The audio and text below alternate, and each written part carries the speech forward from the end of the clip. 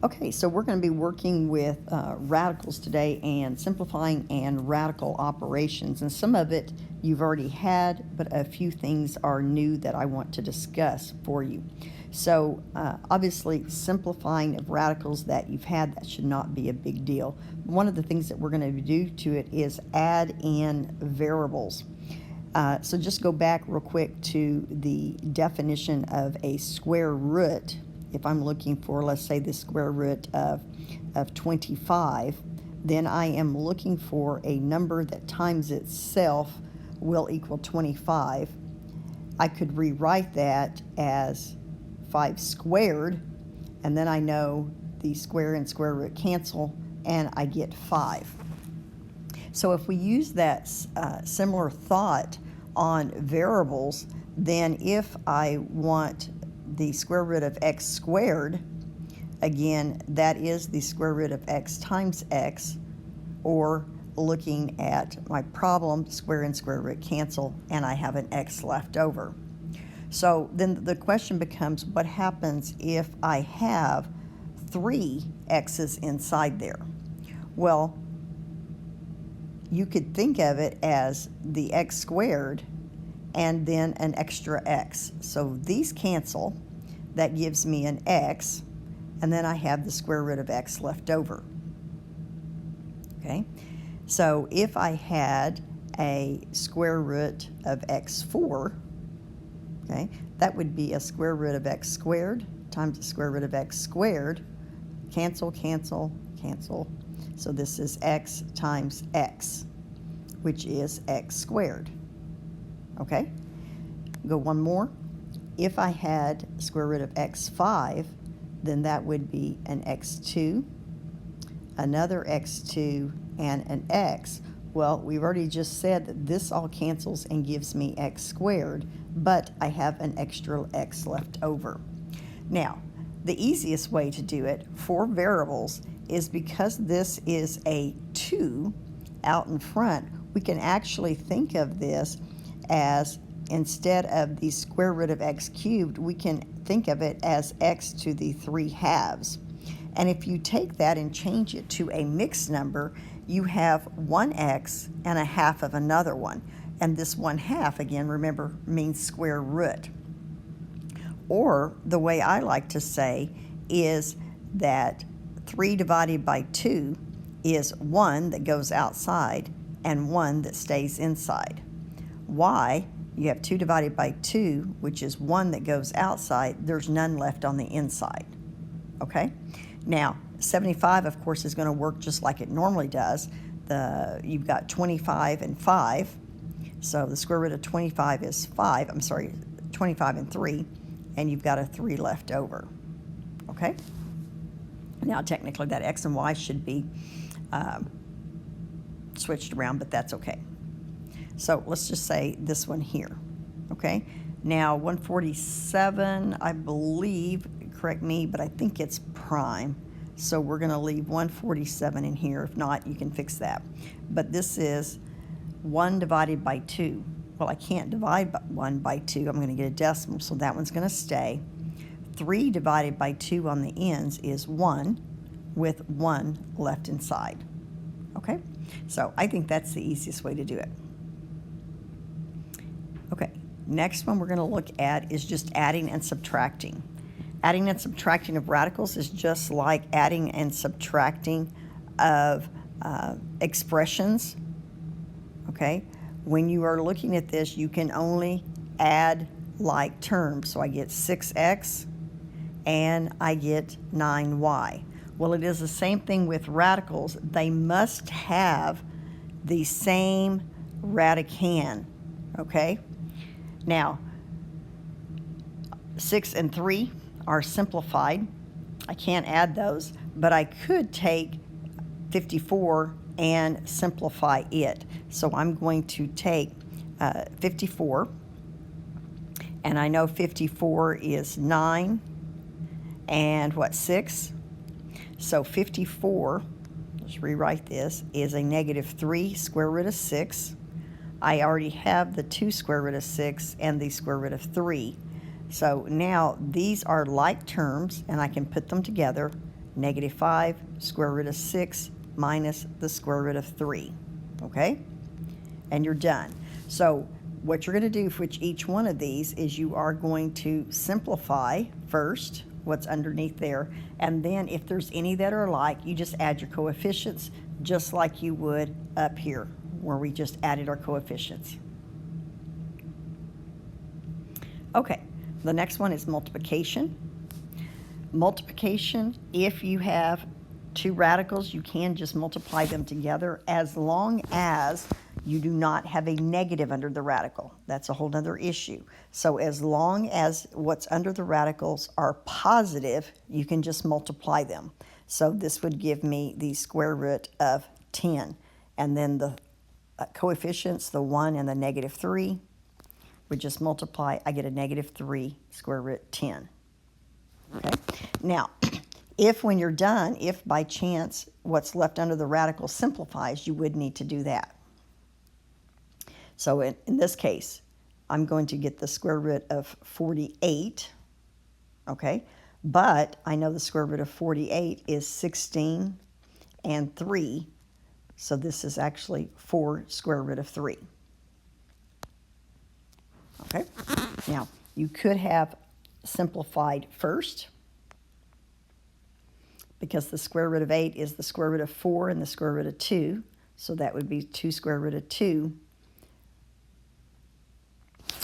which is going to give me 2 square root of 12.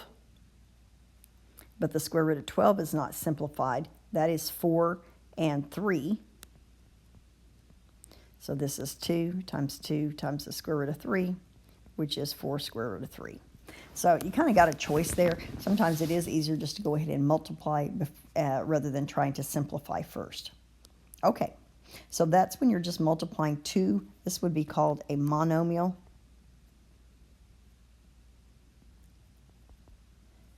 Times a monomial. And so now we're going to come down here and we're going to do a monomial times a binomial. Okay? And so that is going to be just a distributing. Okay?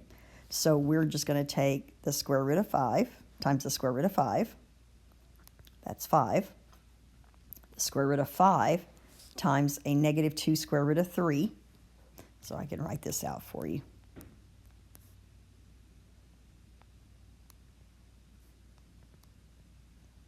Okay? And so when I multiply a negative square root of 5 times the square root of 3, that's square root of 15. And then I have the 2 as a coefficient. Okay? So that's all you're going to have to do. Now, when you have a binomial times a binomial, then we're going to FOIL. Okay? But you're still just multiplying your radicals like what we did up above. Okay? Division, we've already did division. And remember, you rationalize. Okay? So we are going to multiply it by itself. Now, if you can simplify, you can do that. So as long as you have a radical over another radical, if they will simplify, you could do that. So in this case, I might want to divide both by 5. Okay, and so I'm going to get this. If you notice that that is already a perfect square, I can just simplify. Okay? If it is not a perfect square, then I would need to rationalize. Now, I could have, if you are one of those that you just don't see that they reduce, you could just go ahead and rationalize by multiplying both top and bottom by the square root of 20. And again, what's going to happen there is you're going to need to come up and simplify the square root of 300, which would be the square root of 100 times the square root of 3. And the square root of 100 is 10. Okay. And I could just reduce here. and I'm going to get the 4 over 2 square root of 3. Now I would need to go ahead and simplify that. So I get 2 square root of 3. Same thing there. Okay, so those would simplify. 2 square root of 3. So again, a couple of options on how to do that. I usually try to simplify before I rationalize, but it's really up to you. When you have on number 20, when you have a coefficient out in front, you do not have to rationalize the coefficient. You're only going to rationalize with the radical. Okay, so I'll let you finish that one out. Okay, when you are having in this case, I have a monomial times a binomial. Again, I'm going to rationalize, but this again becomes distributive property up on the numerator. So 3 times the square root of 6 minus, and then the square root of 3 times the square root of 6 would be the square root of 18. Denominator, square root of 6 times the square root of 6 is 6. I would need to simplify the square root of 18, which is 9 times 2, so that would be 3 square root of 2. And then, again, as we kind of did with our quadratic formula, you can simplify your coefficients if possible. So 3 will go into all of those. I get the square root of 6 minus the square root of 2 over 3. Okay? So that's what you're going to do on 22. Okay, 23 through 26 is totally new. And we're going to do what is called multiplying. It's still rationalizing, but we call it multiplying by the conjugate. Okay? And what the conjugate is, by definition, if, let me rewrite this. If you have a plus the square root of b, then the conjugate is a minus the square root of b.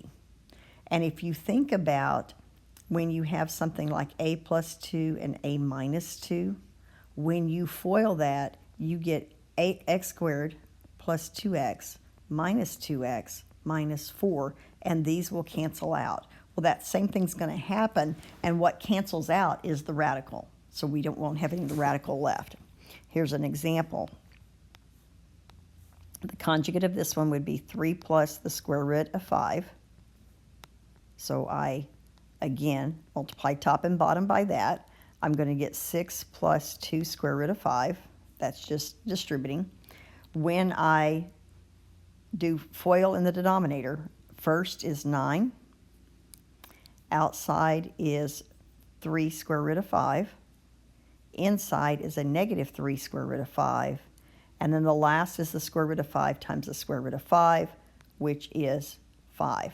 Now that's one's positive, one's negative. So see, these are going to cancel. Should always happen. And so I have 6 plus 2 square root of 5 over 9 minus 5, which is 4.